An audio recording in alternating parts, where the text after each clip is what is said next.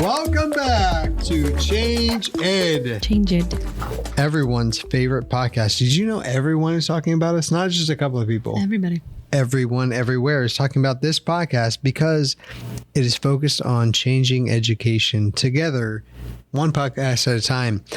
I'm your favorite host, Andrew Kuhn, education consultant from Montgomery County Intermediate Unit. And here with me, Patrice Semachek, an educational consultant from the Montgomery County Intermediate Unit. Patrice, so nice to have you on the show. Ray of Sunshine. Here with us is our fearless leader. Very fearless, the leader of all that happens for us in the Office of Organizational and Professional She's working on Learning. Sainthood for dealing with us. Yeah, we're a special group. We are special, for sure, for sure. Welcome to the show, Dr. Donna Gaffney. Glad to have you here. Donna, we are talking today for this episode about something that's actually foreign to Patrice, but I am well versed in this topic. We're going to talk about leadership. And I'm It's wondering, foreign to me. How so? Please elaborate. well, yeah, it's Donna's turn. No, I think the nation wants to hear what you have to say, sir. We can edit parts of this out. My question for you, Donna, is when you think of leadership, who have been standout leaders that you have encountered that helped shape who you are as a leader, other than me? Other than you? Yeah. Or are there texts or books or people that you look to when you're thinking about? I think the first thing to realize is that leadership is something that's in everybody and it isn't attached to position. Mm-hmm. So when I think of leaders that have really impacted and influenced me, they're not leaders in the sense that I reported to this person or this person was in charge of everything. To me, a leader is someone who is so in line with their convictions, their beliefs, their passions, their devotions, and then they're able to inspire others to see what they see in the work and to see what their perspective is on the world. So those are the kinds of people who, to me, are not just the noteworthy, newsworthy leaders, but the everyday leaders, the people that bring others along towards a cause, towards a purpose, towards their why. That's a really good answer. Where do you go when you're looking for inspiration yourself? When you're like, I'm trying, you want to build yourself, or do you dive into, you have things that you read, things that you listen to besides our podcast? I know that fills most of your time, but where do you go? My inspiration at this point, 30 years in, truly is coming from my work with others and my support of others.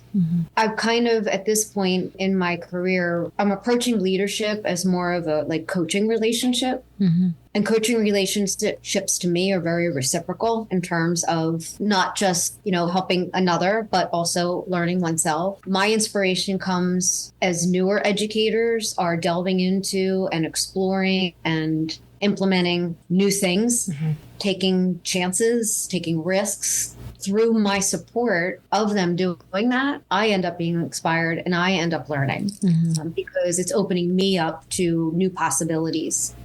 New ways of thinking, understanding that, in order for us to be relevant in the field of education, we need to be responsive to the changing world.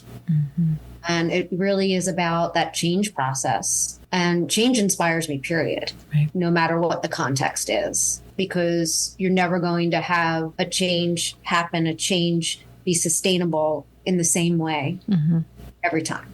So can you tell us a little bit about your background? Because your background's pretty interesting to get you to where you are now. Because I think your experiences have shaped the way in which you're leading our office. Well, I didn't always want to be an educator. As a young child, I wanted to be a lawyer. Oh, I could see that. And I'm really not sure what that moment was, what clicked, what turned me around. It was probably a very few influential teachers that I had. Quite honestly, I was such a miserable student. I was a very successful student, but an unhappy student. I never felt like I belonged. So I ended up really hardly attending high school and graduating early. But along the way, there had been some really key teachers who really made me fall in love with learning. The reason I became a teacher, too, was because I wanted to change the experience for secondary students. I mean, elementary school was fine, even up through middle school was okay, but once I got to high school, it all fell apart for me. So I wanted to be that person that made a difference. Great undergraduate training from Immaculata, diverse experiences there, and became a math teacher, secondary math teacher, which, by the way, was not the goal. The goal was to become an elementary school teacher. And took a turn. The chair of the math department, after I took my intro course, said, "You've got 102 average. You need to be a math teacher." So you're like, okay. Yeah, there's That's not the enough opposite. math teachers in the world. You need to be a math teacher. It's the opposite of me. She was like, you are going to be a math person. I was like, no. Went from elementary to secondary math, which was fine because after I did a lot of my field experiences, I realized very quickly elementary school probably wouldn't have been for me. Takes a very special soul to do little ones. Us elementary people say that about middle school people. So great opportunities. I've taught in urban-like settings. I've taught in suburban settings. I've taught in very small districts. I've taught in very large districts. What was unique about my path was that every opportunity I had to grow into another position, it came to me. I wasn't seeking it. I just had the benefit of really great connections and relationships all throughout my career, such that when opportunity arose, it was not from my desire to move on and lead, but from someone else seeing that in me and making that suggestion. I was at the intermediate unit after 12 years of classroom teaching, and it was shared with me that I really wasn't going to be able to advance without having some type of school district central office experience. And next thing you know, Colonial School District is knocking on the door saying, "We love what you're doing with the Math Coaching Academy. We love our interactions with you, with working on continuous improvement and PLCs and all these other things. Why don't you come and work with us?" So I spent 6 years in central office in Colonial School District, and I guess it developed a pretty good following, and I got re-noticed by the IU and was asked to come back as director of the Office of Curriculum Instruction and Professional I was Development. going to say CIPD. IPD, yeah. That's where she first met me, and she was like, oh, I love it here. It's amazing. This is where I can instill a lot of leadership.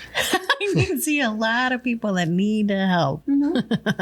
Finished my doctorate my first 3 years here, and the rest is history. Your doctorate is in instructional coaching? Ed leadership. Ed leadership. Doctorate in ed leadership.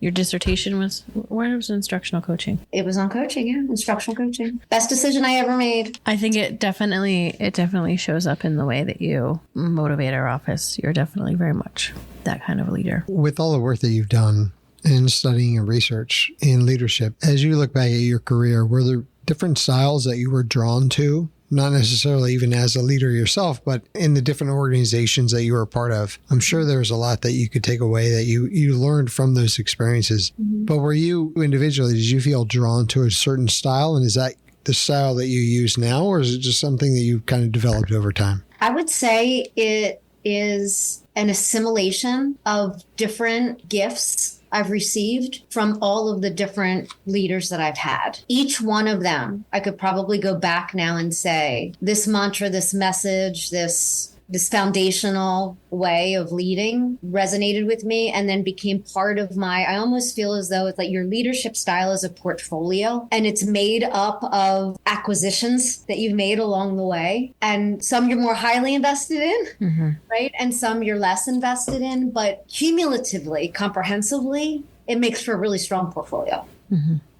That's awesome. I like that, because when we're thinking about like teaching and coaching and in leadership and all of that, I think that if you don't take the time to synthesize what's coming in from all directions and then make it your own, I think that's the biggest piece that I think some new leaders or new teachers try to emulate someone else and don't make it their own. And that's where you can kind of see some of the falling apart or the missteps or the cracks or whatever. So synthesizing it and then making it part of who you are and leaning into what you know your strengths are. That's the other thing that I think that you have made a very clear effort in our office to say, here, we know what your strengths are, but there are some areas in which, or there's a specific area in which I think you could grow, and not in like a negative way. It's you're working really hard here. Let's move you forward in that area. So I think that one of the nice and different ways of our office is that you have been very strategic in placing us with supervisors who will push us in different ways while also honor where we're at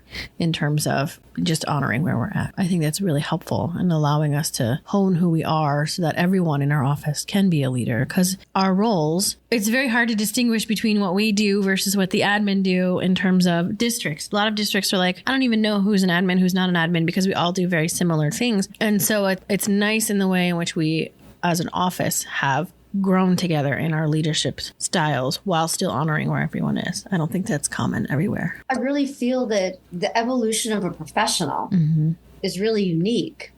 I can't imagine if you still had the same supervisor that you had when you came into the office 11 years ago. You're not the same person you were. You're not the same leader you were 11 years ago. So we do have that ability, and we've taken advantage of that ability to ensure that each of you in your development process as a professional and a leader gets what you need when you need it. And by exposing you to a lot of different leadership strengths and leadership styles, I believe that's how then you ultimately find your own way of being you as a leader and a professional. And it's probably because you teach the way you learned, right?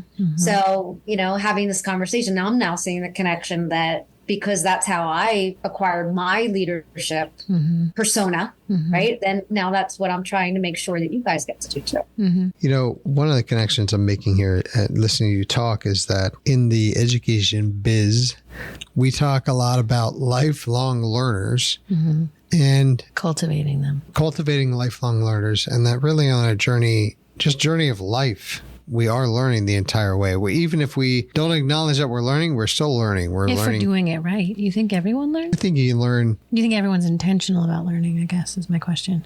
No. Not that we're intentional, but life is happening. Yeah. Learning is happening. Intentionally or unintentionally. It's not helping my point. Sorry. But I feel like leadership and learning could be in that, like a lifelong learning and lifelong leadership can go together. They can be interchanged, those two terms. And I think a lot of it, hearing you talk, comes down to intentionality, but also what I was hearing you also say is knowing who you are. You have to know who you are to be able to empower others to lead. Otherwise, it can still be about you when really, depending on your style, that's not what the leadership is about. It's about uplifting other people. That's a good point. Is there a question in that or no? No, not really. Sometimes we just make thoughts with Andrew. Okay, thoughts with Andrew. No charge. Here's what I will say about that. An individual has to want to learn. And learning information is not necessarily the same as learning about life. So I'll be really honest with you. I mean, some of the moments that I have learned the most from are the moments in which I've screwed up so bad I can't lay my head on the pillow at night. Same. What I do believe is essential to that learning for change of self, right? Learning is reflection. Yep. Having information, churning information in and out, going through the motions of things, that's not really true learning. Living, applying, experiencing, and then reflecting to me is really truly where any type of change in mindset or practice comes from. Totally agree. I think some of the best leaders are reflective practitioners and can help people. Some people are natural reflectors and some people aren't. And a natural leader who is a really good reflector can help others get there. Yeah. This is a conversation we've had a lot offline about reflection itself. And it doesn't appear that everyone has the same reflective abilities. I mean, let's just look at me and Andrew. I'm highly reflective. Andrew, case in point, she thinks she's reflective. So obviously there's not a reflection there. So how do you think we, from your perspective and from your experience, how do we develop those reflective skills? Is it something that happens to you and then you just kind of sit through it? Is there a mentor that works with you on that? How do we develop those as people? I think you two should answer that. Oh, deflecting. What I love. You've been sitting here saying that you feel as though, in terms of leadership. Oh no, we're going to have to demonstrate. My approach, right, resonates, right? So how have I developed reflective practice in you? I think mainly, Donna, with you screaming at us all the time and throwing things at us in the office is how I've reflected to just avoid you at all costs. Good thing this is on Zoom. I'm safe to say that. Or there would be objects thrown. Yeah. All right. To answer your question, you ask very open-ended questions, and your response is usually a very calm, genuine response of, let's take a pause and let's talk this through, or ask a question to get us to think differently, or asking about how we can see from different perspectives, or always presuming positivity. That's this year's theme for Patrice, to presume positivity. So that's, for me, when you've been working with me, is the asking the questions and saying, let's take a minute. Let's see if we can not only see it from different perspectives, but let's see if we can navigate our way through and out of whatever situation we're in. Andrew, does she work with you at all?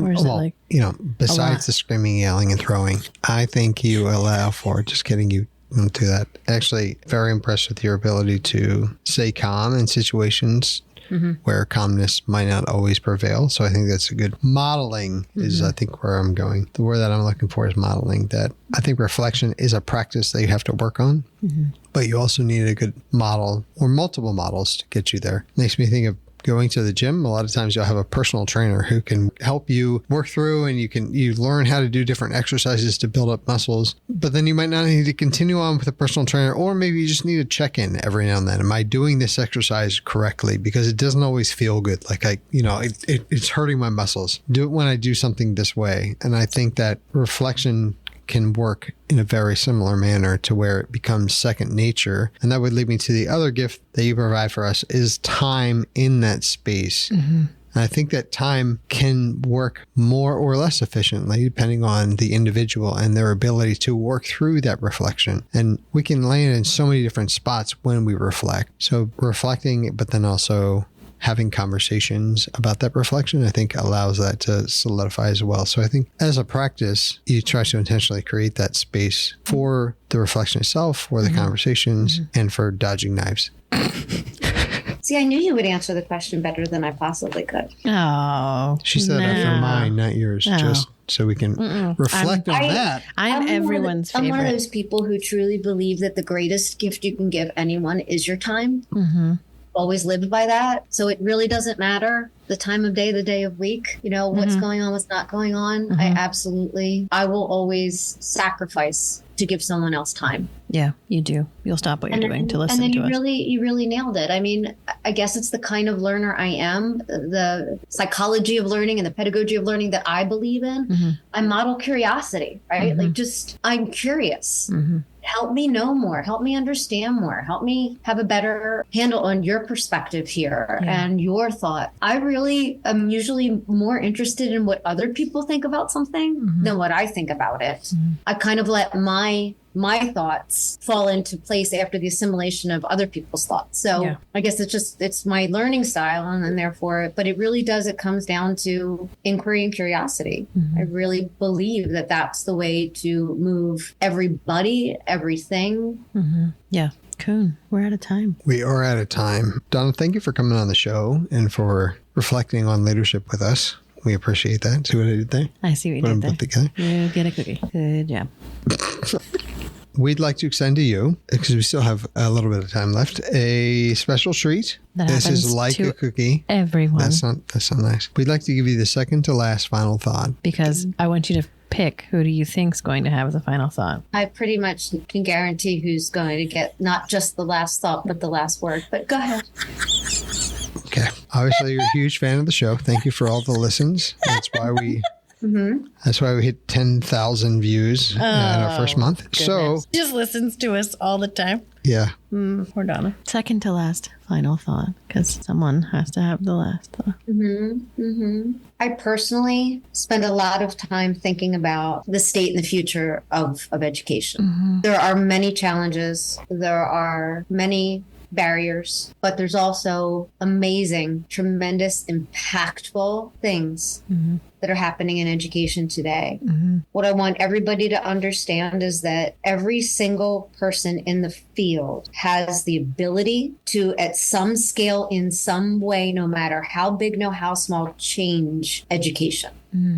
And if everyone in the field can really, truly feel that and believe that and live that, then the possibilities and the scaling of all these great things are endless. Top that. And in a not unusual move, Patrice will give us the final thought. Oh, no.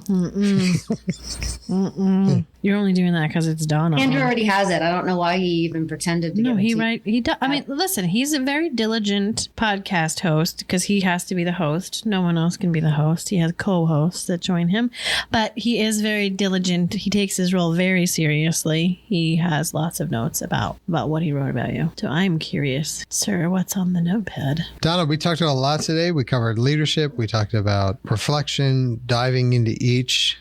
Some of the things that really stuck out to me that you shared about leadership is that your leadership style is a portfolio, which I thought was a really fascinating point that you brought up and really true for us as educators, which you could argue all of us as educators are leaders in our space and we are impacting each other. But even our educational style and our preference is really a portfolio for who we are and how we feel about and what we think about for education. But the one thing that I really like that you said was the assimilation of gifts over time. And that goes back to that idea of being a lifelong learner or being a lifelong leader. And even how in this podcast, you kind of flipped it on us when we were trying to get you to talk about reflection. And even with your style, you're like, well, why don't you tell me about it? So you became the co-host on the show. You're a guest and a co-host, 2 shots in one. Every time. She does it every time. Every time. So thank you for coming on and being with us on this show and for your support for what we do for the podcast. And we are a reflection of your leadership and your reflect. Oh, see how I use the word reflection in there? Double reflection. It's getting deep. So thank you very much. We want to remind everyone that leadership is inside every single one of us, and it is our job to assimilate the gifts over time and bring it all together. And don't forget to reflect. And subscribe. And Donna, thank you as well for the signing bonus for our new contract with the podcast. We appreciate all that. What is it? 10 times of 0. So that's a 0. There's some math for you. My pleasure. Thank you for the royalties I'll be getting. I appreciate it. Cut. Again, percentage of 0. Cut. Here we go.